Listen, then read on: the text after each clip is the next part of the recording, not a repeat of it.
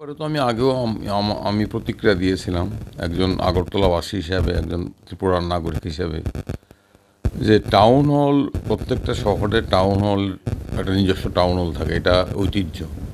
সেই town hall একটা নিজস্ব ঐতিহ্য আছে, এবং এই টাউন হলগুলোকে টাউন হল নামেই বলা হয় সারা পৃথিবীতেই। সেক্ষেত্রে আগরতলা টাউন হলের নাম পরিবর্তন করে ডক্টর শ্যামাপ্রসাদ মুখার্জির নামকরণ করার কি যৌক্তিকতা আছে আমি জানি না। এটা এটা এই সিদ্ধান্তকে সমর্থন করা যায় না। এটা হচ্ছে শহরের ঐতিহ্যের উপর এক ধরনের আক্রমণ বলবো। এই সরকার যদি ডক্টর শ্যামাপ্রসাদ মুখার্জিকে জন্য কিছু করতে চান, তারা করতে পারতেন। আলাদা নতুন হল করে, নতুন হলের নাম ডক্টর শ্যামাপ্রসাদ মুখার্জির নামে করতে পারতেন। কারণ শ্যামাপ্রসাদ মুখার্জি তাদের কাছে তাদের তারা মনে করেন শ্যামাপ্রসাদ মুখার্জির জন্য কিছু করার প্রয়োজন, করতেই পারতেন।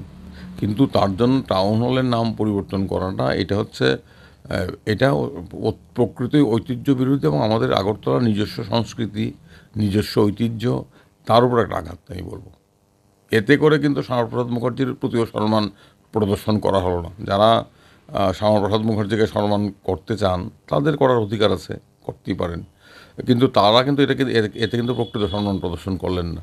তারা তাদের সরকার আছে, কেন্দ্রের সরকার, রাজ্য সরকার, তারা শ্যামাপ্রসাদ মুখার্জির নামে একটা আলাদা হল করতে পারতেন, কিংবা অন্য কোনো কিছুর নামকরণ শ্যামাপ্রসাদ মুখার্জির নামে করতে পারতেন। কিন্তু এটা যে আগরতলার টাউন হল, যার একটা ঐতিহ্য আছে, এবং প্রত্যেকটা শহরে এই ধরনের কেন্দ্রগুলোকে টাউন হলই বলা হয়, তার নাম কেন পরিবর্তন করা হলো? এটা একটা কালাপাহাড়ি সিদ্ধান্ত। আমরা এই সিদ্ধান্তের বিরোধিতা করি, এবং বিজেপি দল, আরএসএস দল, তারা আমাদের রাজ্যের সংস্কৃতিকে ভেঙে চুরমার করছে, ঐতিহ্যকে নষ্ট করছে। শ্যামাপ্রসাদ মুখার্জি তো হিন্দু মহাসভার নেতা ছিলেন, পরবর্তী সময়ে জনসংঘের নেতা ছিলেন, এবং কেন্দ্রীয় মন্ত্রিসভায় ছিলেন, কেন্দ্রীয় মন্ত্রিসভায় পদত্যাগ করেছেন। আবার অবিভক্ত ভারতে মুসলিম লীগের সাথে, ফজলুল হকের সাথে মন্ত্রিসভায় গিয়েছিলেন। তো শ্যামাপ্রসাদ মুখার্জির মূল্যায়ন সম্পর্কে আলোচনা অন্য সময় করতে হবে। এবং তবে শ্যামাপ্রসাদ মুখার্জি যে রাজনীতির কথা বলতেন, সেই রাজনীতি তো হিন্দু মহাসভার রাজনীতি।